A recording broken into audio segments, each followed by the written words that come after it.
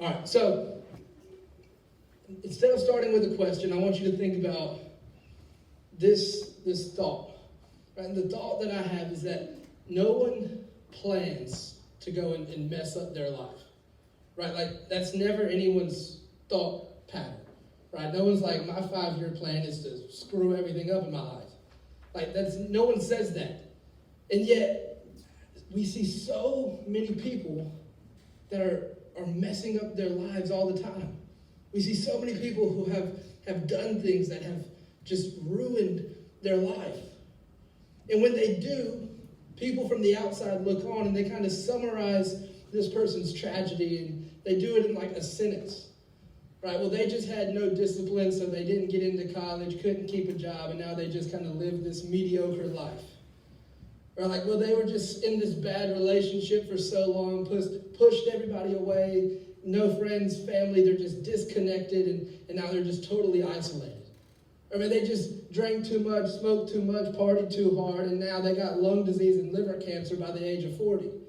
Like, we kind of just summarize these tragedies that we see in life in one sentence, like it's just like they had a bad day. Like that it's just like one thing that's happened. But when you think about it, it's rare that people end up in a bad place based off one decision. Like, these things don't happen all at once. And so how do people mess up their lives? What I want you to see tonight through this message is that we mess up our lives one bad decision, one wrong step, one harmful habit at a time. And I'm going to show you an example tonight of a character in the Bible that we see, and I'll give you some clues, and then if you figure it out, shout it out. So there's this guy with amazing hair, incredible strength, all this potential. If you said it was me, you're wrong. This is actually a guy in the Old Testament, Samson.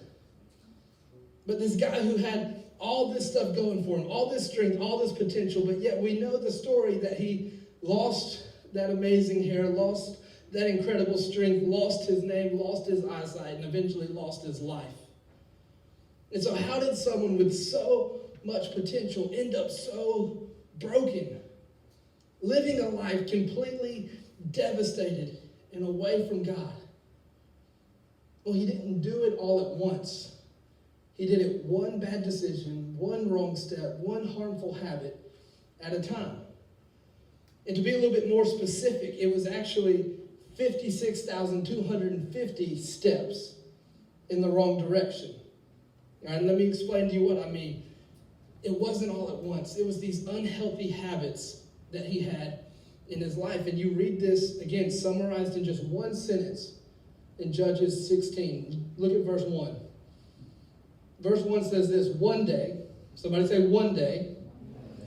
One day, Samson went to Gaza, where he saw a prostitute. One day, he made what was his first bad decision, that then led to other bad decisions, that led to ongoing bad habits, that led to a destructive life. And so we see that he left his hometown of Zorah, right? We have a map up here. So he left Zorah, which is all the way up there, and traveled all the way to Gaza. And in fact, that's about 25 miles, which raises the thought: how did somebody with so much potential end up in enemy territory, right, where he's like a wanted man, someone with so much going for them, allow their life to unravel one bad decision at a time? Samson was so talented. He was blessed, and God was with him in such a special way. How did he end up so far from home, risking so much for so little? Well, the answer is that he did it step by step for 25 miles, or the equivalent of 56,250 steps. It's about what it would take to walk 25 miles. No one plans to mess up their life. No one plans to be an adult that lives paycheck to paycheck and struggles financially.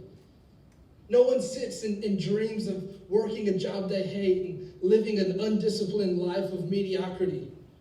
No one plans to be isolated from the ones that they love, but it happens all too often. But I want to tell you that it doesn't have to be that way. We're in a series called The Power to Change, and I want to go over where we've been because we're going to add a principle to our study tonight that can be very, very helpful. So in week 1, we looked at how do we change. Right? We saw that real and lasting change isn't behavior modification, it's spiritual transformation. And we started with our identity. Why do you do what you do? You do what you do because of what you think of you. And that gave us a spiritual who. Right? We identified our spiritual who. And then we identified our spiritual why.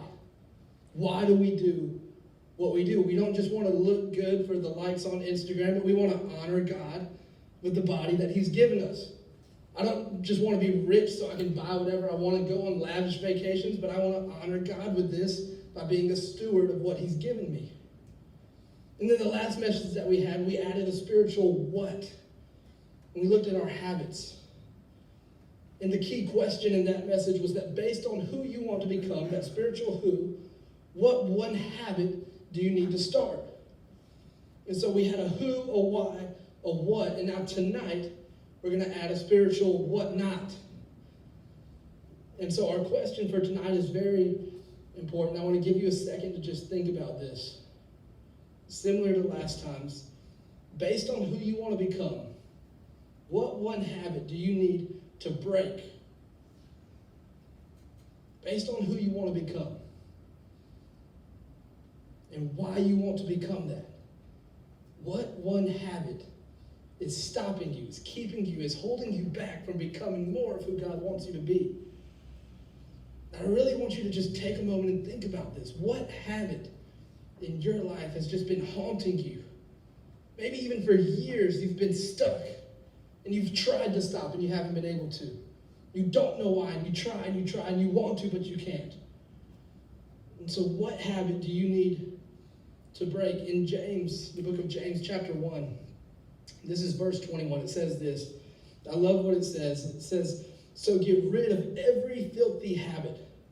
Don't entertain it. Don't tolerate it. Don't say that's just how I am. It says get rid of every filthy habit and all wicked conduct. How do we do it? Not on our own, but it says we submit to God. And we accept the word that he plants in your hearts, which is able to save you. We get rid of anything that is not pleasing to God, and we submit to him. We accept his word, and that word is then able to save you and transform you, and you can be renewed by the transforming of your mind. And so I want you to be specific with this question. Based on who you want to become, what one habit do you need to break? Like, define it. Like, be specific tonight. And you may say, well, what does it matter? Well, I want to tell you that you cannot defeat what you do not define.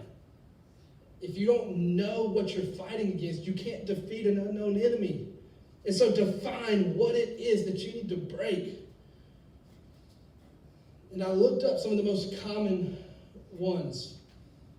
For some, it may be, your diet. You want to get in shape. You want to eat fewer sweets. You want to drink less soda, whatever it is, because we want to honor God with the body that he's given us. Or, more likely, it may be digital. You may say, I don't want to play video games for my entire life. Or maybe you do, but you know that you can't. And so you want to cut down on screen time.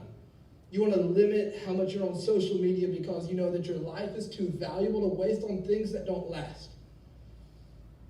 Or maybe your digital habit that you need to break is that every time you're on your phone at night, you have that temptation to go and watch porn.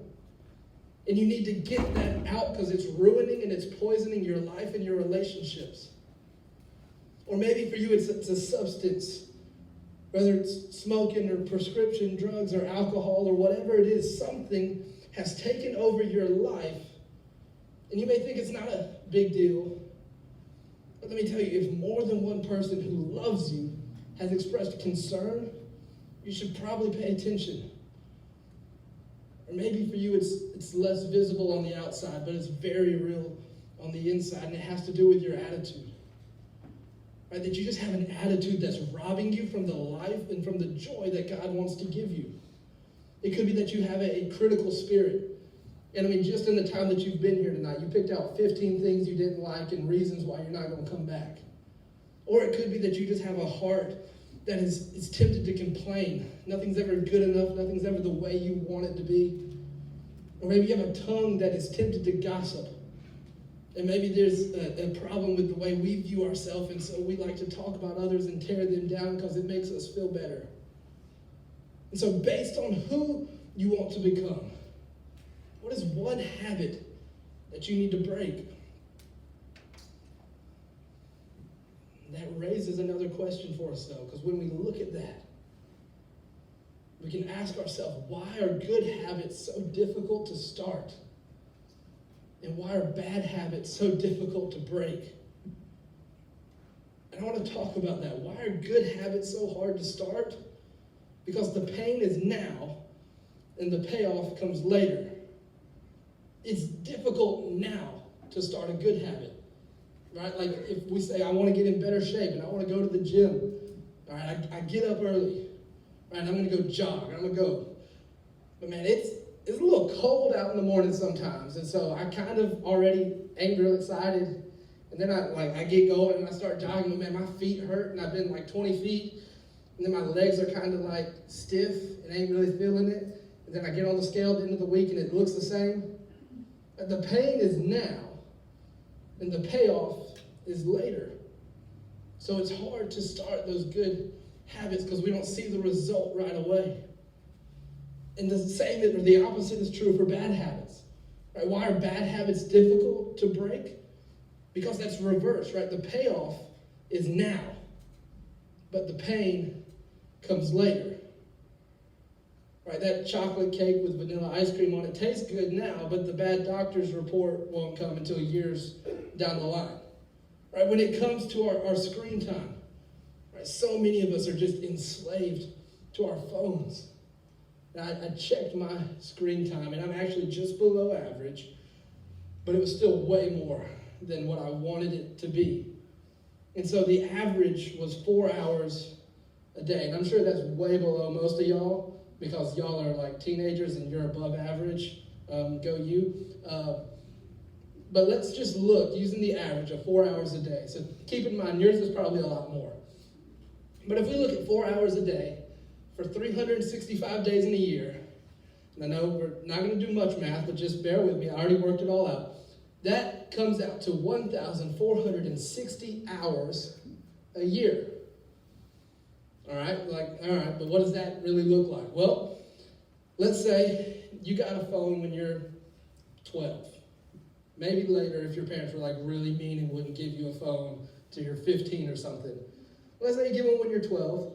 And let's say you get up to your mid-70s before you really stop using a phone and that kind of thing. So let's give you 60 years of really being on a phone.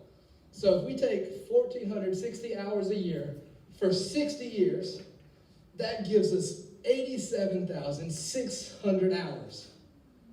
All right, now that's a big number, but what does that look like? All right, so let's go back. 87,600 hours divided by a 24-hour day gives us 3,650 days, or 10 years of your life looking at a screen.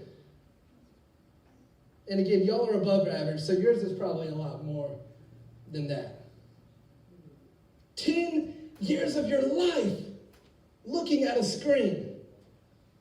And that is why most people don't ruin their lives at once. It is one bad habit at a time. And so based on who you want to become, what is one habit that you need to break? And so how do you break a bad habit? Well, last time we had a message, we looked at starting a good habit. And for starting a good habit, we said make it easy. And so this week, for breaking a bad habit, we're going to do the opposite. We're going to make it difficult. And so the first thing we want to do to break a bad habit is to remove the cue. Remove the cue.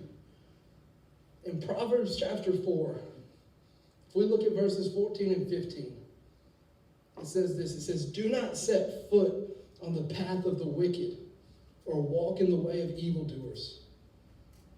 Verse 15 says, avoid it. Do not travel on it. Turn from it and go on your way. Don't step foot on it. Avoid it. Don't travel on it. Turn from it. Go on your way.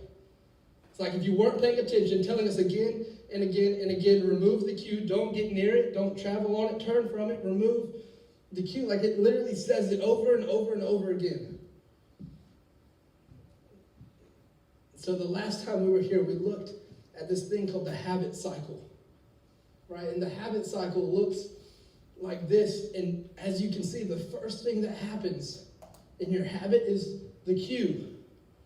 There's always a cue. There's a trigger to your habit. And so if you want to break a bad habit, start by removing that cue. If you want to stop what you do, remove the cue. Make it rhyme so it's easier to remember. But what I want to do is I want to show you some common cues. Because maybe this is a little bit harder for you to identify in yourself. So I'm going to show you five of the most common cues so you can remember.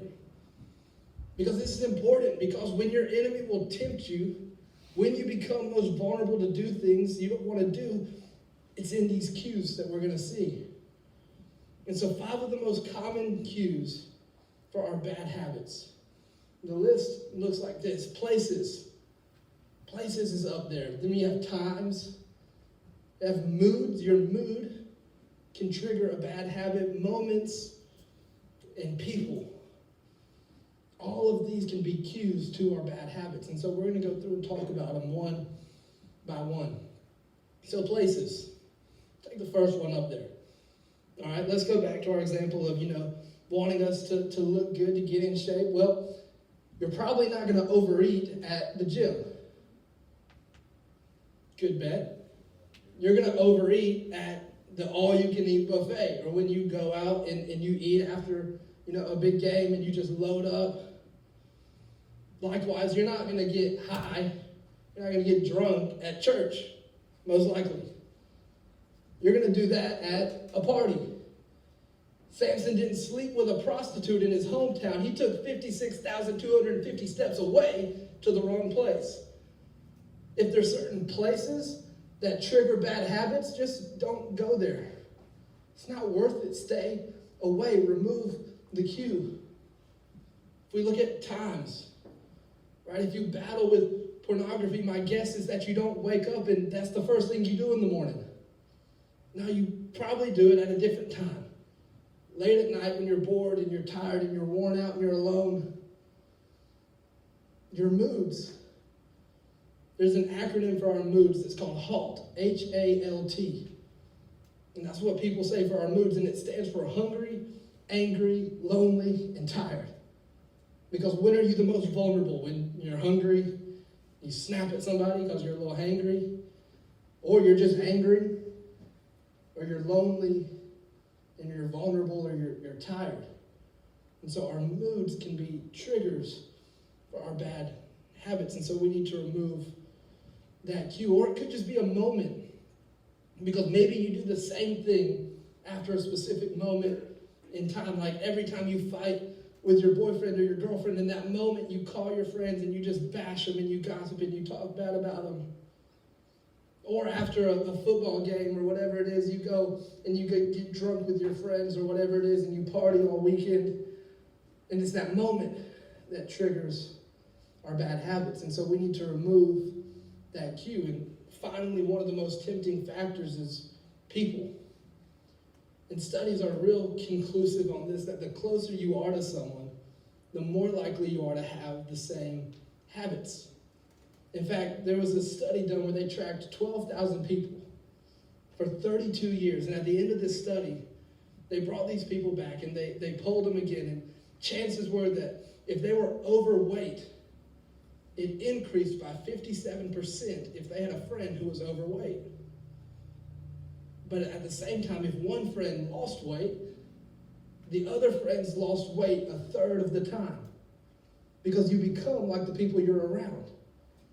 Because that's what you do. That's who you spend time with. Studies show it, and Scripture showed it to us a long time before these studies, because Proverbs says this in chapter 13. It says, walk with the wise and become wise, for a companion of fools suffers harm. So if you find yourself doing the wrong thing around a certain group of people, you might want to change the people you're hanging out with the most, because you become like the people you surround yourself with. And so we've got to remove that cue, whatever it is. The second thing we're going to do is we're going to interrupt the action.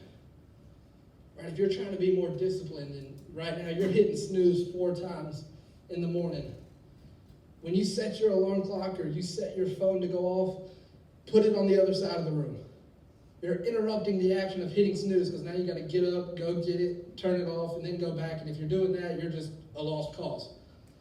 But you got to interrupt the action. If you go and overspend on Amazon or Shein or whatever it is, and you just spend and you like impulse buy, maybe you give your friend your password, and so now you can't just click buy now, but you got to be like, hey, I ain't bought nothing in like a week. Send me that password and let me buy this thing, because look how cute I would be in it. Just imagine. But you got to interrupt the action. You got to put some steps in place.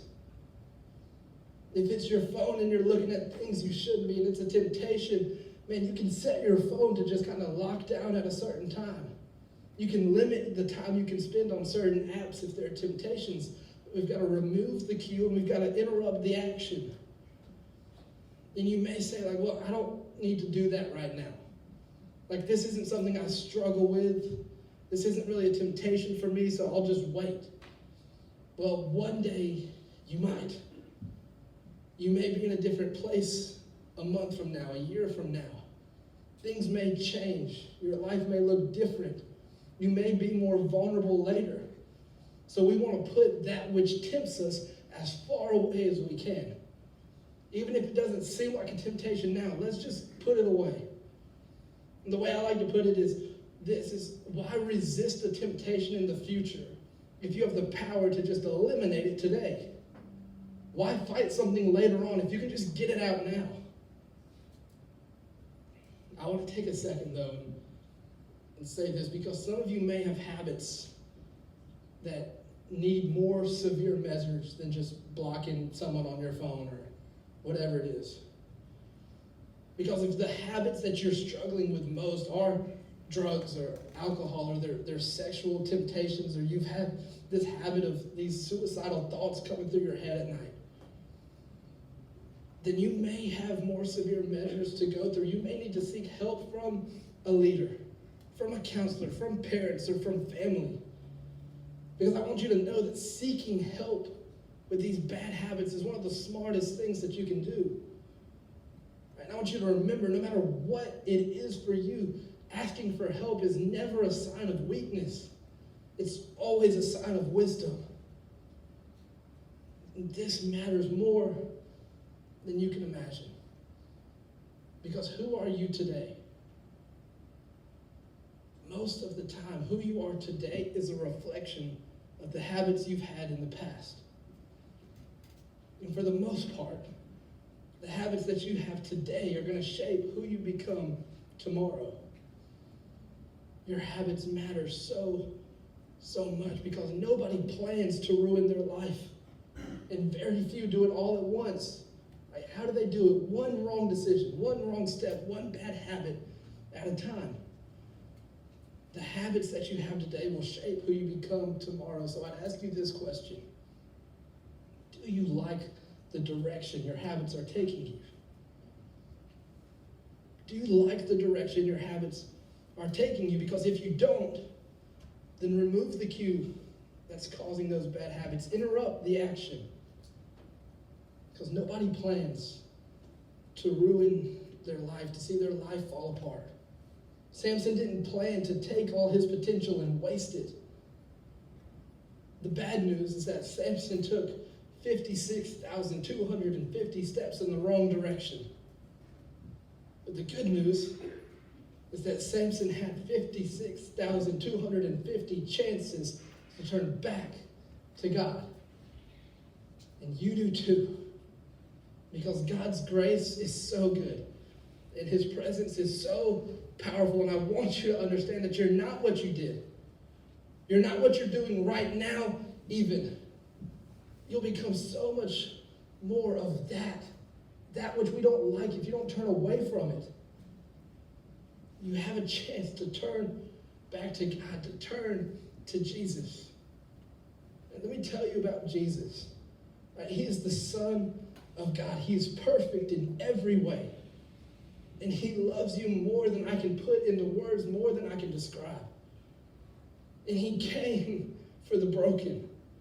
Not for the righteous, but for the sinners. Not for the healthy, but for the sick. He came for people like me, and he came for people like you, and he became sin for us. He died in our place. And God raised him from the grave so that anyone, right, anyone, no matter what you've done, no matter how stuck you feel, anyone who calls on the name of the Lord could be forgiven, could be transformed, and could be saved and changed. There's no habit too great for God's grace. His power is made perfect in you. His power is greater than your patterns, which means you have the power to overcome. And some of you today just need to draw a line in the sand and just say, you know what, today is the day I'm going to put it down. I'm going to mark this day in my phone, mark it in my notes, that today I'm putting this down. I'm putting it aside for good. I'm not going to walk on that path. I'm not going there. I'm going to turn from it and turn back to God. Because based on who you want to become, what one habit do you need to break? And with the power of a risen Christ, the same power that dwells within you, you can leave that behind. And you can step into the life that God has called you to have. You can live in the joy and in the freedom that he's called you to live in. And so as we have this time of response, what is it for you? I hope that by now you've defined it. Because you can't defeat what you don't define. And so spend this time. Bring it to God. Put it down. Leave it here and walk out in freedom. Or maybe tonight you just need to know this Jesus. You need to know this freedom. You need to know this life that we've talked about. You can find him here. He's waiting for you, arms out, ready for you to just take that step back. No matter how many steps away you've taken, all it takes is one in the other direction, and he's there to meet you.